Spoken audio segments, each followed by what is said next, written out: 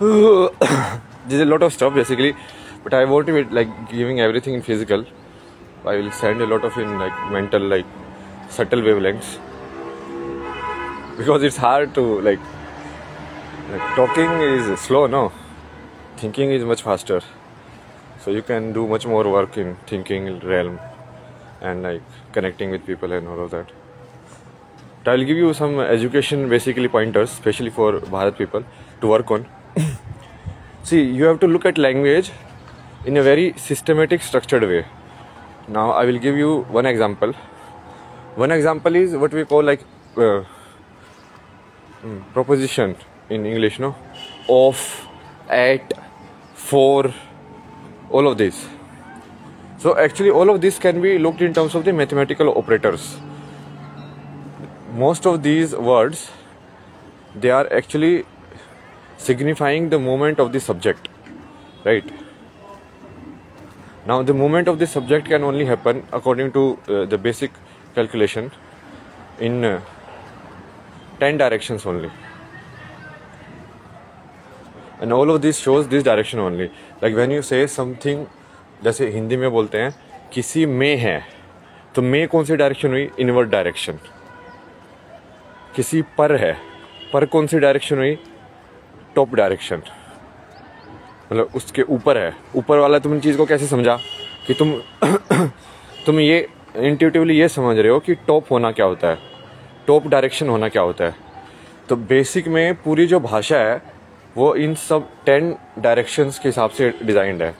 Like तुम एक subject लोगे और सब्जेक्ट की मूवमेंट किस डायरेक्शन में हो रही है. तो ये पूरी जो बेसिकली हमको जो अभी कनेक्शन करना है ना, ये पूरा जो संस्कृत भाषा का जो व्याकरण तुमको यदि देखना है कि वो कैसे है, तो वो उसके हिसाब से क्लासिफाइड है कि जब तो वो रेल में आएगा, लाइक फिजिकल रेल में, तो वो कैसे एक्सप्रेस करेगा किसी भी चीज़ को रिलेशनशिप के अंदर, कि ये चीज़ मेरे ऊपर है, या ये चीज़ मेरे अंदर है, या ये चीज़ मेरे बाहर है, या ये चीज़ मेरे लिए है. तो वो रिलेशनशिप डिफाइन कर रहा है ना सब्जेक्ट की विद एनवायरनमेंट.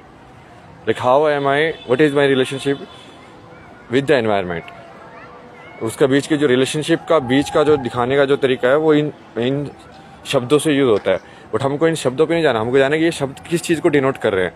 क्योंकि फाइनली जो जिस चीज़ को हम यूजेबल लैंग्वेज बोलते हैं और जिस चीज़ को हम मैथमेटिक्स बोलते हैं वो एक ही चीज़ है. वो मैथमेटिक्स उस चीज़ को अलग एक्सप्रेस करने का फॉर्म है, ये अलग एक्सप्रेस करने का फॉर्म है. और अभी हम जो कर रहे हैं बेसिकली यूनिफिकेशन कर रहे हैं कि इस चीज़ को पूरा एक ही करो. लाइक तुम पूरी गीता को एक्चुअली मैथमेटिक्स की फॉर्म में भी लिख सकते हो. लाइक जब कृष्ण बोलता है कि मेरा अनुभव, अब मेरा मतलब क्या? मेरा होने के लिए पहले तो मैं आएगा, मतलब वन आया, ठीक है, और वन कुछ पोजेस करेगा एक्स्ट्रा, राइट. मेरा मतलब क्या है? वन ने कुछ डाला उसके ऊपर, तो वो वन की मूवमेंट हुई. अनुभव मतलब क्या है? अब इसको भी तुम जाओगे तो एक्चुअली संस्कृत जो कि काफ़ी अच्छे से स्ट्रक्चर्ड है, तो हर चीज़ तो तुम उसको वो कर सकते हो, तोड़ तोड़ के देख सकते हो. भाव मतलब क्या होता है, अनु मतलब क्या होता है, और उस चीज़ को पूरा मैथमेटिकली डाल सकते हो. मैं तुम्हें बोल रहा हूँ, अब मैं हुआ मतलब एक बना, तुम्हें मतलब अब 2 बन गए, है ना. तुम्हें तो तभी एग्जिस्ट कर सकता है ना, मेरा तो एक में भी एग्जिस्ट कर सकता है, बट तुम्हें तभी एग्जिस्ट करेगा. तुम जो वर्ड है वो एग्जिस्ट ही वही करता है वो सब, कि पहले कोई मैं है जो किसी और को देख रहा है, सेकंड पर्सन पर्सपेक्टिव में देख रहा है, तब वो तुम हुआ. मैं इज फर्स्ट पर्सन पर्सपेक्टिव. बोल रहा हूँ मतलब क्या है? अब वो वही है कि एनर्जी किस फॉर्म में एक्सचेंज कर रहा है. तो इसको तुम यदि पूरा ब्रेक करोगे तो जो फाइनल अपना जो गोल है वो वही है कि इन अ वे लाइक वर्ड्स या जितने भी सिंबॉलिक फॉर्म में नॉलेज है, किसी भी सिंबॉलिक फॉर्म में, चाहे वो नंबर्स के सिंबॉलिक फॉर्म में हो, या वो जिसको हम अल्फ़ाबेट्स बोलते हैं उसके सिंबॉलिक फॉर्म में स्टोर्ड है, या किसी भी सिंबॉलिक फॉर्म में जो नॉलेज स्टोर्ड है, उस पूरी नॉलेज को यूनिफाई किया जाए. अब हर एक जो लैंग्वेज है वो सिंबल ही तो अलग यूज़ करती है ना, मतलब माँ लिखने का तरीका अलग अलग हो सकता है, पर जो जिस चीज़ को डिनोट किया जा रहा है वो तो सेम ही है। तो मैथमेटिक्स में भी जिस चीज़ को मैं बोलता हूँ, मैथमेटिक्स उसको एक बोलता है,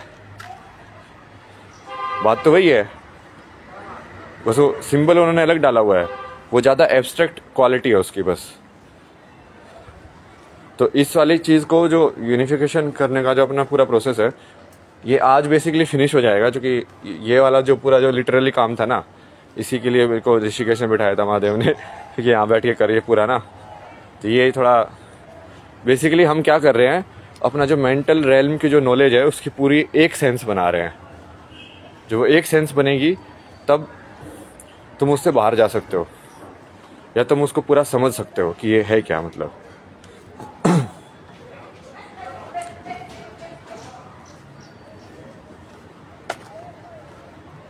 और बाकी तो लाइक चल ही रहा है काम अब तो सर्वे क्वेश्चन तो चल ही रहा है कि भाई मैं पागलों की तरह बोल रहा हूँ वो पागलपन है जो भी है, बट मैं बोल रहा हूँ कि मैं भगवान हूँ, ठीक है।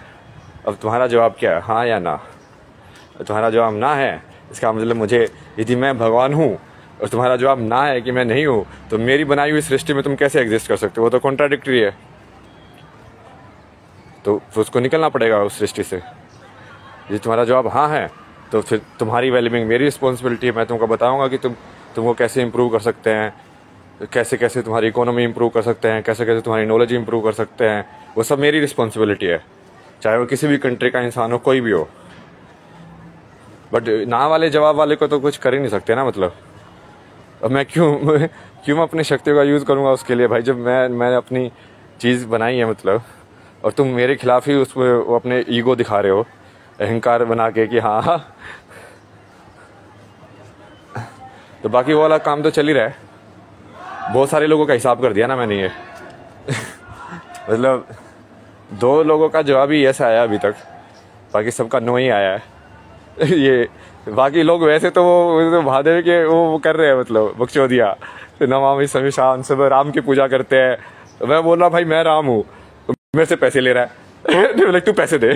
मगर वो राम को मंदिर में बैठने के लिए भी पैसे लेते हो क्या, रेंट लेते हो क्या तुम उससे, कि भाई तेरे को हमने ये यहाँ पे बिठाया हुआ है, देखिए ये 5,000 रुपये रेंट होगा, ये क्योंकि टेम्पल तो तुमने बनाया है ना, टेम्पल तुमने बनाया, उसके अंदर तुम मृत्यु के फॉर्म में भगवान को बिठाते हो, तो उससे भी रेंट लो, फिर भगवान से ही रेंट लेते हो तुम लोग वही है ना, ये मति भ्रम हो गया ना, जिसको ही वही बोलते हैं ना कि जब बुद्धि भ्रष्ट हो जाती है इंसान की, तो उसको सही और गलत दिखाई नहीं देता, खुद का भी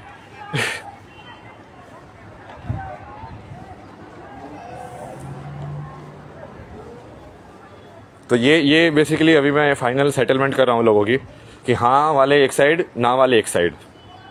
हाँ वालों को मैं अपनी पूरी ऊर्जा भेजूंगा, उनको मैं बिल्कुल अपग्रेड कर दूंगा, मतलब लाइक तुमको मैं ऐसा बना दूंगा कि तुम सोच ही नहीं पाओगे कि तुम भाई कैसे थे पहले। और ये सब तो तुमको पता है कि मैं कर सकता हूँ, क्योंकि मैंने मास लेवल पे इतने टाइम से यही किया है बट अभी तक मैं लाइक वो अनकंडीशनली कर रहा था, अभी तक मैं वो ऊर्जा सबको दे रहा था।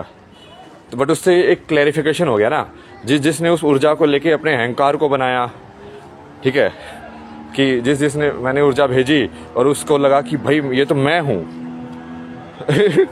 समझ रहे हो कि ये मैं डिजर्व करता हूँ इसको, ये मैंने किया है, तो वो फंस गया, वो नौ वाली कैटेगरी में चला गया ना।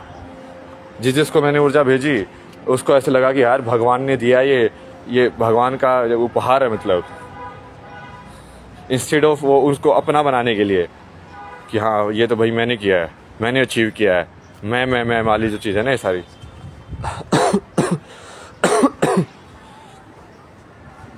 बहुत सारे लोगों से क्लैरिटी ले ली ना मैंने, क्योंकि बहुत सारे लोग हैं ना बेसिकली तुम्हारी एनर्जी तो चाहते हैं, तुम्हारी ऊर्जा चाहते हैं कि हाँ तुम्हारा, क्योंकि उनको पता है कि इसकी ऊर्जा जो है वो मैजिकल है बट वो जब तुम बोलते हो उनसे कि तुम मुझे लाइक मैंने तुमको दिया है ये, सरेंडर करो तुम मुझे, तब वो सरेंडर नहीं करते हैं। उनको तुम्हारा ज्ञान भी चाहिए, उनको तुम्हारा सब कुछ चाहिए, बट तुम नहीं चाहिए तो वो तो वही वाली बात होगी ना। अहंकार, वो रावण वाला अहंकार ही है। बाकी कैलिपुरुष का तो अपने लाइक मेन तो स्ट्रेटेजी बना ही लिया है, मेन तो उसको डिफीट कर दिया मैंने।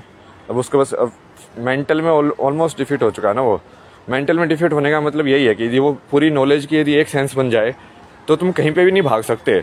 जो कि जब तुम बोल रहे होते हो तो मेरे दिमाग में मैथमेटिकल इक्वेशन की फॉर्म में वो अंडरस्टैंड कर रहा हूँ मैं उसको कि 1 + 1 = 2। अब तुम 1 + 1 = 2 को डिनाई नहीं कर सकते ना कि नहीं 1 + 1 तो 3 भी हो सकता है। तो कि बहुत सारे लोग ये बकचोदिया कर रहे हैं ना कि मैं बोल रहा हूँ उनको, भाई ये पूरा साइंटिफिक है कि ये लम साउंड यदि ये मूलाधार चक्र की है तो वो है, यदि ओम साउंड यूनिवर्सल साउंड है तो वो है। अब उसमें तुम बोलोगे कि नहीं ओम की जगह हम अल्लाह बोल दे तो साले वो साइंटिफिक है, अल्लाह कैसे बोल दोगे भाई? लाइक उसमें वही है, लाइक साइंस को ही डिनाई करने पे तुले हुए लोग कि नहीं opinions matter, everyone has a subjective perspective. भाई अल्टीमेट ट्रुथ के बारे में, अल्टीमेट ट्रुथ का मतलब यही है कि वो एब्सोल्यूट ट्रुथ है, उसके बारे में कोई सब्जेक्टिव पर्सपेक्टिव नहीं हो सकता, इसलिए उसको एब्सोल्यूट ट्रुथ बोलते हैं। तो ये वाला तो चल ही रहा है। ये भारत में तो बहुत ही बुद्धि भ्रष्ट लोग है ना, एक से बढ़ के एक है भाई, एक से बढ़ के एक है। इनको थोड़ी सी मैंने ऊर्जा दे दी ना तो इनको लगा कि ये बड़े बड़े हो गए ये लोग, कि जैसे इन्होंने पता नहीं क्या कौन से कर्म किए होंगे इन्होंने कि हाँ इनको ये मिला है। तो इन सब का बेसिकली जो ना वाले हैं वो विनाश वाला करना है उनका, और जो हाँ वाले हैं उनकी सारी प्रोटेक्शन की जिम्मेदारी मेरी है, उनके सारे उत्थान की जिम्मेदारी मेरी है, उनकी सारी मुश्किलें मेरी मुश्किलें हैं। तुम अपनी लाइफ की जो तुम्हारी सफरिंग है तुम मुझे दे दो, कोई दिक्कत नहीं मेरे को। बट जो ना वाले हैं वो तो खत्म है, क्योंकि उनको तो मैं इस सृष्टि में रहने नहीं दूंगा अब। और यदि सही में यदि मैं सच बोल रहा हूँ कि मैं ही सृष्टि का रचयिता हूँ, मैं ही हूँ जिसने सब कुछ बनाया है, मेरा ही है सब कुछ, तो ये होगा फिर, राइट? और यदि मैं झूठ बोल रहा हूँ तो मेरा भी ओशो जैसी भद हो जाएगी कि हाँ अपने आप को भगवान बोलता था, साला ये तो क्या औकात है इसकी, ये सब तो सही है। देखते हैं, अभी समय बताएगा कौन सही है कौन गलत है ना। ऑनेस्ट बीच वाली अप्रोच कि भाई मैं तो अपना पॉइंट ऑफ व्यू रख रहा हूँ ना, मेरे को जो लग रहा है मैं बोल रहा हूँ, तुमको वो नहीं लग रहा है कोई नहीं, तुम ऐसे मत रहो। अब समय बता देगा कि मैं सत्य हूँ कि तुम सत्य हो। तो आज बेसिकली ये एक तो ये लिटरली वाला जो काम है ना, ये इसको पूरा कर देंगे। जो भाष्य है, जो व्याकरण लैंग्वेज की जो स्ट्रक्चर फॉर्मेशन है, वो एक्चुअली में प्रॉपर ऐसे साइंस के हिसाब से बनी हुई है। इसका मैंने बहुत तरीके से एनालाइज किया ना, लाइक तुम पूरे यूनिवर्सल जो कॉन्सेप्ट्स हैं ये साइंसेज वाले और ये सब वाले, इसको भी पूरा मैथमेटिकल इक्वेशंस में डाल सकते हो। पूरी गीता को भी तो मैथमेटिकल, क्योंकि हर वर्ड जो है वो कहीं ना कहीं एक कोर मैथमेटिक्स को ही डिनोट करता है। लाइक उसने 2 सेब और 2 सेब लेके एक ट्रे में डाल दिए, तो एक्चुअली में क्या हुआ कि वो 2 और 2 का जो इंडिविजुअल जो सेट था, आइडेंटिटी थी, अब वो मिलके एक 4 वाली एक आइडेंटिटी में कन्वर्ट हो गया है, ट्रे वाली आइडेंटिटी में, जिसको सेट थ्योरी बोलते हैं या बाकी जो बोलते हैं ना मैथमेटिक्स के अंदर। तो एक्चुअली में तो हर एक जो सेंटेंस है वो मैथमेटिकल सेंटेंस ही है। तो जब तुम क्या समझते हो, जो मैंने इन लोगों ने ये एआई कैसे डेवलप किया है, मतलब इन लोगों ने तो एल्गोरिथम बनाया, बट एआई ने कैसे अंडरस्टैंड किया है? एआई ने ऐसे ही तो अंडरस्टैंड किया है, वो पैटर्न अंडरस्टैंड करती है इसके कि, और फिर उसको मैथमेटिक्स में कन्वर्ट करके, और फिर मैथमेटिकली उसका जो रिजल्ट आता है और उसको फिर उल्टा इनवर्स वर्ड्स में कन्वर्ट करके दे देती है तुमको। तो एआई सिर्फ मैथमेटिक्स पे चलती है, वो उसको सिर्फ नंबर समझ में आते हैं। जब तुम ए लिखते हो तो उसको समझ में आता है 100010001000 ये कि 1000 ये सब आया, उसके बाद उसने बी लिखा, मतलब ये लिखा, और उसके बाद इसने ये लिखा, तो वो उसको तो वैसे बिल्कुल कोड फॉर्म में पढ़ रही है। फिर वो उस कोड का लाइक वो लगाती है कि इस कोड के ऊपर ये इसका रिजल्ट क्या देना है, प्रोसेसिंग जिसको बोलते हैं। तुम बोलते हो ये है क्योंकि tell me about Chinese history, तो वो कैसे करेगी? पहले तो वो टी को पढ़ेगी कि टी का क्या है, टी ई क्या है, फिर एल क्या है, एल क्या है, कैसे पढ़ेगी? उसको कोड दे रखे हैं कि एल का उन्होंने बस दूसरी कोड में डाल दिया। वो एल एक कोड है, सिंबॉलिक कोड, उन्होंने उस सिंबॉलिक कोड एक कोड को दूसरे कोड में कन्वर्ट कर दिया 1010 वाले कोड में। और उस 1010 वाले कोड को तो वो उसको एज ए सेंटेंस थोड़ी पढ़ रही है, वो तो उसको पढ़ रही है कि ये फाइल नेम है बेसिकली, कि ये फाइल नेम में मुझे इस चीज़ को ढूंढ के निकालना है। मतलब आपने नाम दे दिया कि इसको वैसे देखो ना, मतलब जो सवाल है, सवाल एक फाइल नेम का नाम है। मतलब आपने कंप्यूटर को बोला कि मुझे ये फाइल लाके दे दो, वैसे ही है। आपने बोला कि tell me about Chinese history, तो वो क्या करेगा, उसको बोलेगा कि ये किस चीज़ को मेरे को लाइक फाइल नेम को फैच करना है। अब जो फैच करने का पूरा प्रोसेस है वो उसको प्रोसेसिंग बोलते हैं, जो बीच में जो करती है कैलकुलेशन कि ये एक्चुअली में कहाँ पे है। तो ये एक्चुअली में वैसे वाला ही एल्गोरिथम है ना, कि जैसे पानी को एक मेज में छोड़ दिया जाए, या किसी एंट को भी वो अपना पाथ कैसे फाइंड करती है, सेम ही तरीका है। इस एंट को यहाँ से वहाँ पहुँचना है, ठीक है, अब वो बीच वाला पाथ कैसे फाइंड कर रही है। ये वाली प्रॉब्लम्स काफ़ी पॉपुलर है ना वहाँ पे, लाइक ये 3 सेल्समैन प्रॉब्लम, ये सब ऐसी वाली, ये सब बेसिक ये एल्गोरिथमिक प्रॉब्लम है कि वो बीच वाला एल्गोरिथम कैसे होना चाहिए कि वो most efficient and most optimised form में आए, समझे। कि मैं लीस्ट टाइम में मैं यहाँ से वहाँ कैसे पहुँचूँ।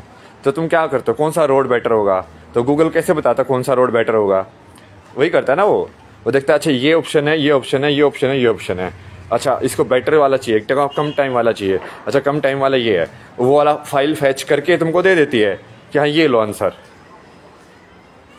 बट वो फाइल फैच करने में उसने जो उसको पता किया कि कौन कौन से थे पहले तो, और कौन कौन से में फिर अब कौन से वाला जो है वो तुम्हें चाहिए, तो उसने इन्फॉर्मेशन ही फैच की ना, उसके पास सारी इन्फॉर्मेशन है। वो सारी इन्फॉर्मेशन में से कौन सी वाली इन्फॉर्मेशन की फ़ाइल तुमको चाहिए, वो तुमने नाम बताया उसको। तो तुमने नाम कैसे बताया, तुमने तो वर्ड्स में लिखा, बट उसको तो एक्चुअली मैथमेटिकल कोड में नाम पता चला है, और उस मैथमेटिकल कोड के हिसाब से वो फाइल फैच कर देगी। पहले जैसे ये चीज़ें थोड़ी समझ में डायरेक्ट थी, इसलिए वो लगता था कि ये इंटेलिजेंस नहीं है, बट एक्चुअली में तो वो भी इंटेलिजेंस ही थी। जब तुम कैलकुलेटर के ऊपर 2 × 3 = 2 लिखते हो, तो तुम क्या लिखते हो, वही तो कर रहे हो कि मुझे 2 × 3 = 2 ये जो फाइल नेम है इसका जवाब दे दो, तो वो उसका जवाब दे देता फैच करके कि इस ये फाइल नेम मतलब इसका उत्तर ये है। अब वो 2 × 3 की = की बजाय तुम उसको ये बोल रहे हो कि तीन लाइक दो लोग हैं, मतलब लाइक दो एप्पल है, यदि उन सारे एप्पल को मैं जोड़ दूं तो कितने एप्पल हो जाएंगे। अब एप्पल को यदि हटा दोगे, उस चीज़ को एब्स्ट्रैक्ट कर दोगे, तो वो सिर्फ दो रह जाएगा, इंस्टेड ऑफ कि 2 एप्पल और में 2 एप्पल जोड़ने हैं। जो जोड़ना है उसी को तो प्लस वाला साइन डाल दिया ना, मतलब उसका एक और सिंबॉलिक फॉर्म में कन्वर्ट कर दिया उन्होंने, एब्स्ट्रैक्ट फॉर्म में।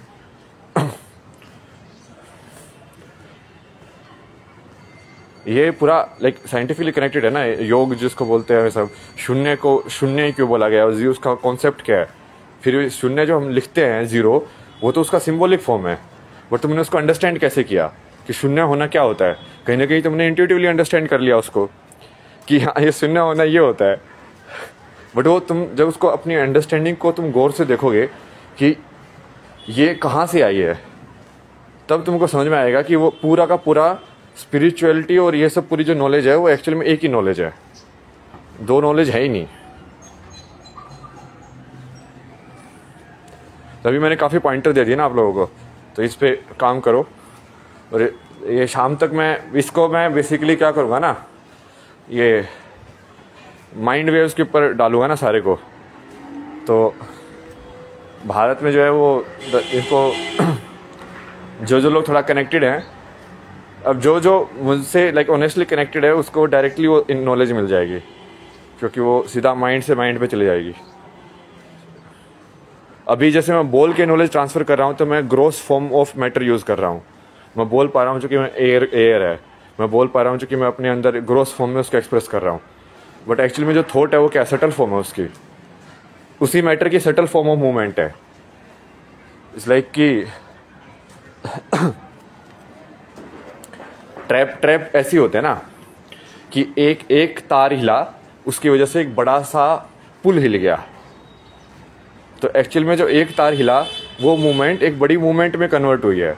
तो थॉट एक छोटी मूवमेंट है, वो छोटे मूवमेंट से एक फिर बड़ा मूवमेंट जो होते हैं उसको हम बोलना बोलते हैं फिजिकल वर्ल्ड।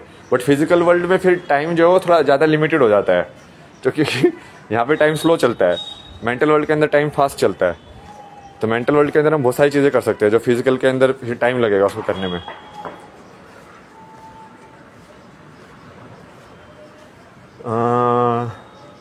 ये हो गया।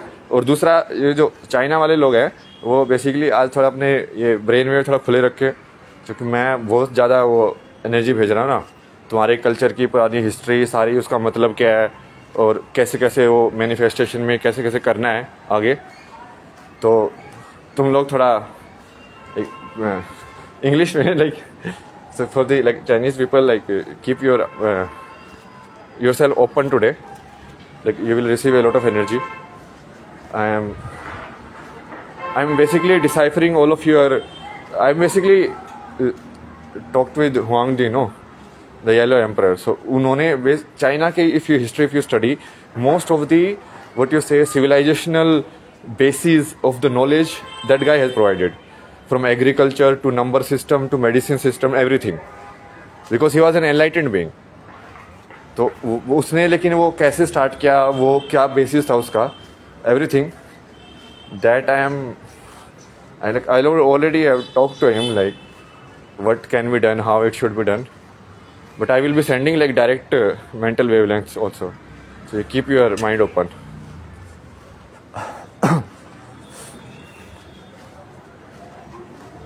Baki, we will all the people who say yes, them saying yes will at least mean that their heart chakra is open and they are connected to me by heart. So we will provide you like secret codes also to connect on telepathic wavelengths. But that can only happen if you are truly surrendered to me, because if truly surrender, only the mind becomes silent, and if the mind is silent, only then it can observe the subtle world. Only then it can do telepathy and all of that. And surrender is a very good way to make the mind silent. Like for most of the people it's very difficult because of the ego. So they were like, why should I surrender? Who is this guy? So I surrender to, who are you? Saying you are the Bhagwan, eh? Like most of the people are like this only, no? So, but that is fine. I mean, those people will remove from the reality. So that also. Another thing which I want to touch, like Sadhguru also like released today, like Kalpa Vriksha basically. So if you read the story of the Kalpa Vriksha, like in each lok there is one Kalpa Vriksha, which is kind of like the eternal tree of that lok. And when the Kalpa is over, when the lok is finished, the tree dries up, then the lok will be finished. So he explained it very beautifully. Like this is like your mental model. Your mind is the Kalpa Vriksha. And if you look at physically, basically they are saying that the way your neurons are connected together, that structure, that geometry is the Kalpa Vriksha. Now, then you can divide it into like several layers, like this is one pattern, this is one pattern, this is one pattern. Because physically what looks like a pattern is a thinking pattern when you look at subjectively, right? Physically it will look like this neuron is connected to this neuron. But mentally you will feel like after this thought I am thinking this thought from first person perspective.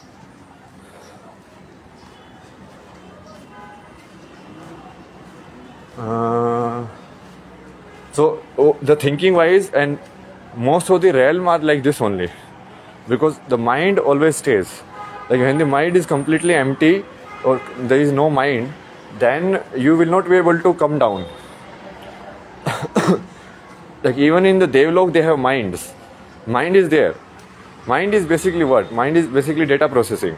So they are also taking senses, they are also having some experience, they are taking data input and they are processing it. Like the wind is also processing data, right?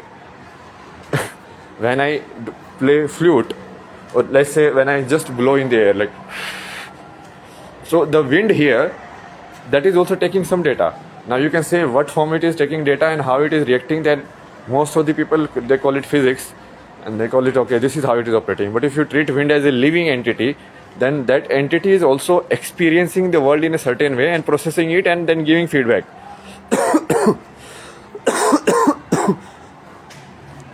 Same thing we are doing, but we are doing it in a more, what you say, like diverse yantra. That yantra is much more like simpler in nature. So the mind is of a different quality. The mind of the gods, the wind god, the sun god, and all of these, there is a different quality of the mind. So that realm will have like a certain kind of kalpvriksha or certain kind of mind structure associated. Now that mind structure you cannot see by neuron arrangement, because it is not happening on the physical level. It is happening only on the data processing level.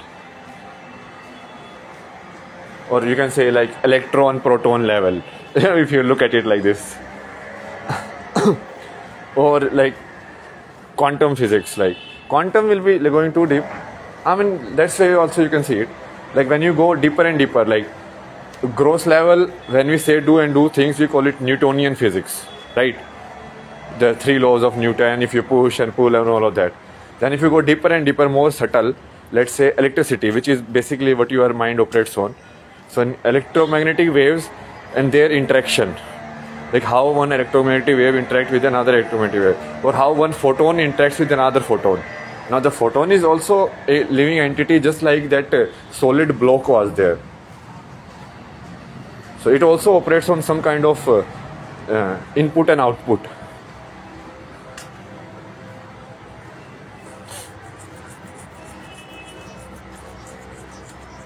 So connect all of this, and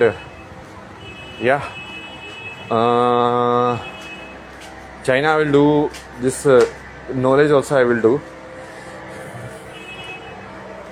Now I am literally connected to everything, so I am aware also that I am connected to everything.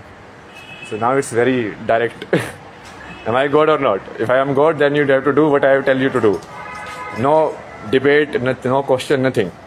Because I don't have time to waste on all this bullshit, no. I know everything. I know that I know everything. I can just do stuff by thinking also. Why do I have to waste my energy in gross level by doing all of these things? If I'm not God, then it will be proved in time. Then my story will be like a failed story. This guy, egoistic guy, he thought he is like this, he thought he's talking to Mahadev, such a stupid guy. Then see what happened to him in this world. It will be a failed story. If I'm a truthful, then it will be a successful story. So we will see which side the story Mahadev takes.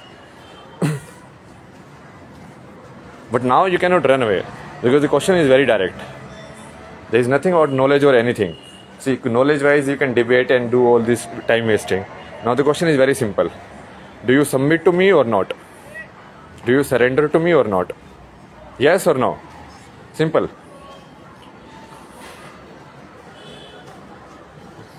This is not like people cannot make excuses, no.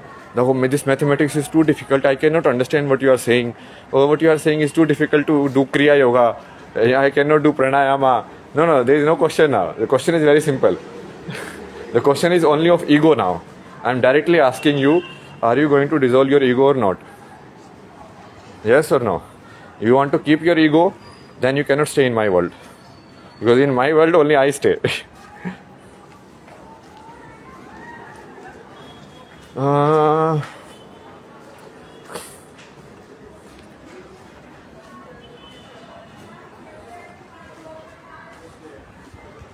I revive this old name of Jews also, Jehovah. So if you tune into this frequency, you will also get a lot of energy. Like Israel, because it is already promised, so I have to protect Israel. Geopolitics also I have done a lot of observation, but I have sent most of them on the mental wavelengths. Because it's when you do it in physical, it takes a lot of energy, plus it takes a lot of time. And because it's like a limited time physical world, it's like you cannot stretch the time also.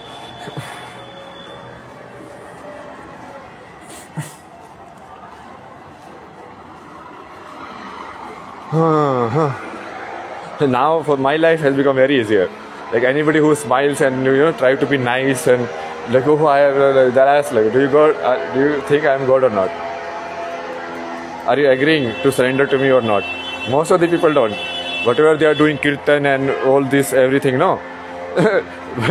They will be like doing bhajan kirtan and then they won't submit to me. So basically they are just fake people. If you cannot see God in the real form, if you have to think, if you are like I am confused. Confused means what? Confused is mental state. Mind gets confused. The heart doesn't get confused. I am not asking you to think. I am asking you to like feel from your heart. That's why people don't understand Radha though. There's the proper heart chakra opening, like, or even Draupadi. Like, think about the state Draupadi was in when she called Krishna. Now, for a normal person, like a normal person, they don't know what Bhagwan is. Now, Krishna is saying he's Bhagwan, but she doesn't know what Bhagwan means because she has never experienced it. She doesn't know what kind of power he can do, what kind of things he can do. So, just like, when something bad is happening and just like folding your hands and praying that please save me and kind of like expecting a miracle to happen, that requires a lot of trust. That requires opening your heart chakra and like trusting in that person. Like that person has said that I will come and protect you when you are in need. So it only depends on the trust of the Bhakt. Bhagwan can do anything for you, anything. And anything, I mean anything. like तुम्हारे हाथ पैर कटे हो गए उसको भी जुड़ जाएंगे, तुम यहाँ पे वहाँ पे हो वो सब भी ठीक हो जाएगा, सब कुछ हो सकता है दुनिया के अंदर, क्योंकि फाइनली वो एनर्जी का अरेंजमेंट ही है. तुमको यहाँ से उड़ के जाना है, सब कुछ हो सकता है. तुमको ट्रस्ट कितना है उसके ऊपर है बेसिकली. भगवान पे कितना ट्रस्ट है तुमको. तो जिस भक्तों की जितनी भी स्टोरीज है सारी ऐसी मिरेकल वाली स्टोरीज है ना, बड़ी बड़ी चीज़ें हुई उनके साथ क्योंकि उन्होंने ट्रस्ट किया. तो I am not even asking for gyan yoga और anything, I am just asking for directly bhakti yoga. Are you in my team और not in my team? Because now I am spending so much energy, I am giving all of this knowledge, I am sending like, proper energy I am sending. Then all of like this Asura and Rakshas also taking it and they are going against me only. So using my energy against me. So why would I give my energy to them? Like, so first of all I have to like kind of classify. Like these people are my people and these people are not my people. Then I send only my energy to the selected people. That's how we will build like this empaths circle also. So narcissist will be outside. Narcissist means people driven by the ego. They will be outside. We will build a self-surviving energy circle in ourselves. Okay, namaskaram.